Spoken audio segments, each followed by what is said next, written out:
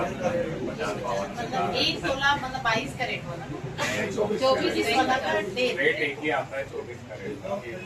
महंगाई के कारण ऐसी मतलब बढ़ा हुआ एक ही आता है 24 का रेट। आप लोगों को प्रभाव पड़ा ही नहीं पड़ा, हाँ बहुत मतलब काम खरीदने और वाला कम हो गया। बहुत कम है। हाँ, एक तो ऐसी सोना मार्केट का बढ़ने के कारण से खरीदी ऐसे ही कम थी और मोदी ऊपर से फिर जलम नमक डाल दिए। भाव बढ़ने से ऐसी कम हो गया था और बचा कुचा वो भी खत्म हो गया। कम खरीदो करके और कम हो गया।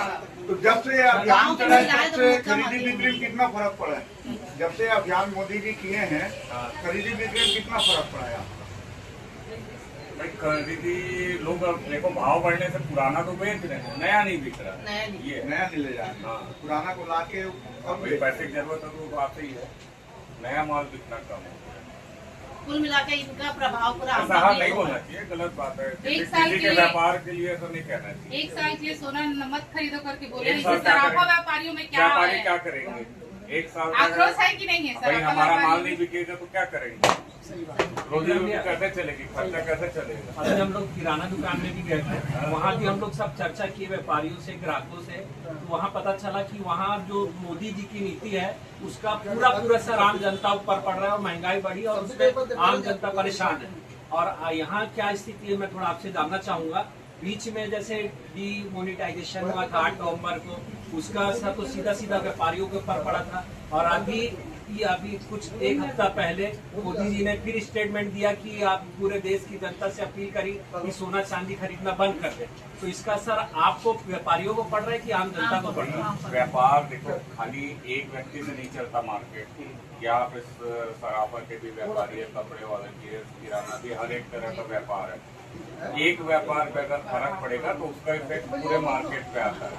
मेरे पास व्यापार मेरा चलेगा, मेरे पास पैसा आएगा तो वो पैसा दूसरे के पास जाएगा, दूसरे से तीसरे पे जाएगा, वो रूलिंग होता है, पूरा सर्कुलेट होता है। एक व्यापार पर अगर मंदी आएगी तो सारे मार्केट में आएगी, तो इसका प्रभाव पूरे मार्केट में पड़ेगा, खाली सराफा वालों को नहीं पड़ेगा। अभी आप देखोगे पूरे मार्केट में मंदी छाएगी, किसी का भी व्यापार नहीं चल रहा है। बहुत हुई महंगाई की मार।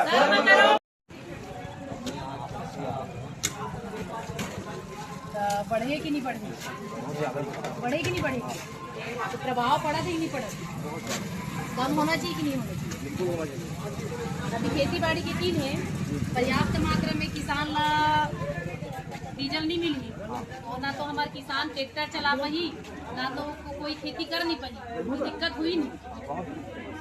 तो आम पब्लिक ला परेशानी होती कि नहीं, गाड़ी चला कर भी परेशानी हुई और किसान ला खेती करे में भी परेशानी। अगर आज नांगर से तो कोई जुताई नहीं करते, सब खेती करते हो ट्रैक्टर से करते, ट्रैक्टर और डीजल के बिना तो नहीं चले।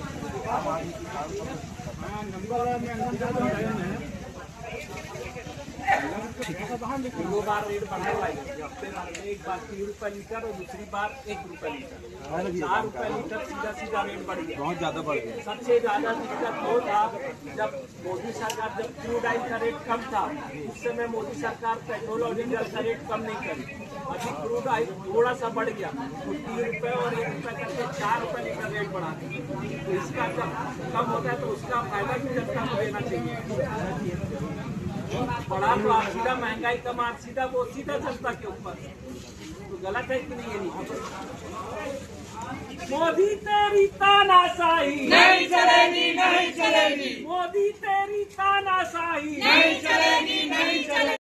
डीजल के दाम कम कर